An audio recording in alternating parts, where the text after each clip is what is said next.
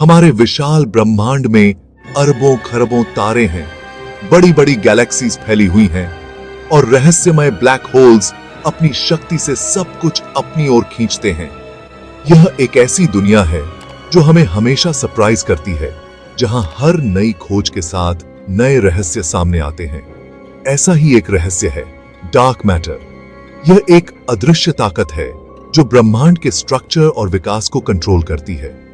जब साइंटिस्ट्स ने पहली बार गैलेक्सीज के घूमने का अध्ययन किया तो उन्हें कुछ अजीब लगा। तारों और गैस की स्पीड ग्रेविटी से ज्यादा तेज थी। यह अदृश्य पदार्थ, जिसे हम डार्क मैटर कहते हैं, प्रकाश या किसी भी प्रकार के इलेक्ट्रोमैग्नेटिक रेडिएशन के साथ इंटरैक्ट नहीं करता है।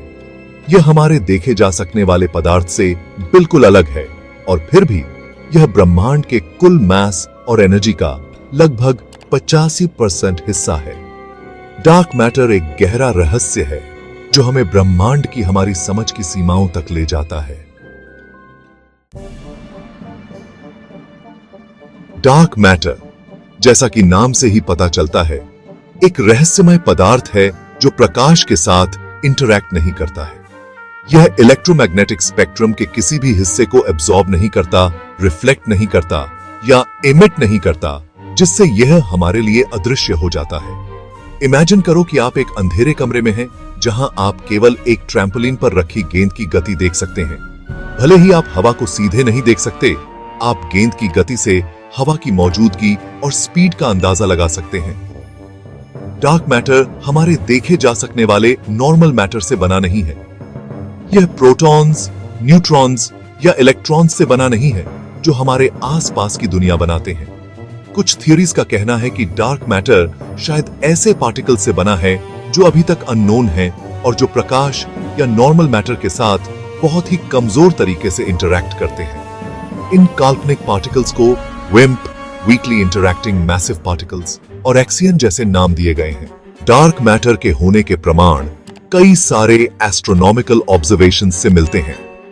सबसे कन्विंसिंग एविडेंस में से एक है आकाश गंगाओं का घूमना। तारों की स्पीड मापने पर पाया गया कि सभी तारे लगभग सेम स्पीड से घूम रहे थे।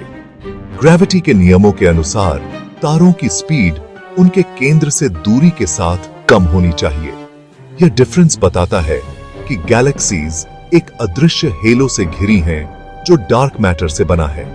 डार्क मैटर के लिए एक और सबूत ग्रेविटेशनल लेंसिंग से मिलता है। दूर की गैलेक्सीज के ग्रुप्स ग्रेविटेशनल लेंसिंग की वजह से विकृत होते देखे गए हैं। Section 4, the universes architect, dark matters significance.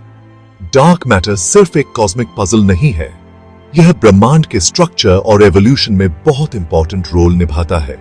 शुरुआती ब्रह्मांड में डार्क मैटर की ग्रेविटी ही नॉर्मल मैटर को एक साथ खींचने और स्टार्स और गैलेक्सीज बनाने के लिए जिम्मेदार थी। बिग बैंग के बाद ब्रह्मांड एक गर्म, घनी अवस्था में था। जैसे जैसे यह फैलता गया, यह ठंडा होता गया और नॉर्मल मैटर स्टार्स और गैलेक्सीज में कंडेंस होने लगा। यहीं पर डार्क मैटर काम आता है, क्योंकि डार्क मैटर नॉर्मल मैटर के साथ उसी तरह से इंटरैक्ट नहीं करता है। यह रेडिएशन के जरिए एनर्जी नहीं खो रहा था और जल्दी ठंडा हो गया। डार्क मैटर का ग्रेविटेशनल इफेक्ट आज भी ब्रह्मांड के बड़े स्केल पर स्ट्रक्चर को प्रभावित करता है। गैलेक्सीज रैंडमली बिखरी हुई नहीं है, बल्कि ग्रुप्स और क्लस्टर्स में व्यवस्थित हैं, जो डार्क मैटर के एक विशाल कॉस्मिक वेब द्वारा एक साथ बंधे हैं। Section 5, unravelling the enigma, the quest for understanding. हालांकि डार्क मैटर के होने के एविडेंस बहुत ज्यादा हैं, लेकिन इसकी असली नेचर हमारे समय के सबसे बड़े अनसॉल्व्ड मिस्ट्रीज में से एक है। साइंटिस्ट्स डार्क मैटर के रहस्यों को सुलझाने के लिए लगातार काम कर रहे हैं। एक रिसर्च तरीका है डार्क मैटर पार्टिकल्स का सीधे पता लगाना। साइंटिस्ट्स ने जमीन के नीचे लैब्स में बहुत ही सेंसिटिव डिटेक्टर्स बनाए हैं ताकि डार्क मैटर पार्टिकल्स और नॉर्मल मैटर के बीच होने वाली रेयर इंटरैक्शंस को डिटेक्ट किया जा सके। एक और रिसर्च तरीका है एक्सेलरेटर में डार्क मैटर पार्टिकल्स को बनाना। लार्ज हेड्रॉन कोलाइडर, जैसे पावरफुल पार्टिकल एक्सेलरेटर्स पार्टिकल्स को एक अभूतपूर्व एनर्जी पर आपस में कोलाइड करते हैं। इन एक्सपेरिमेंटल प्रयासों के अलावा एस्ट्रोनॉमर्स डार्क मैटर और ब्रह्मांड पर इसके इफेक्ट्स का अध्ययन करने के लिए टेलीस्कोप्स और स्पेसक्राफ्ट का यूज कर रहे हैं। डार्क मैटर की खोज फिजिक्स और कॉस्मोलॉजी में एक कंटिन्यूअस जर्नी है।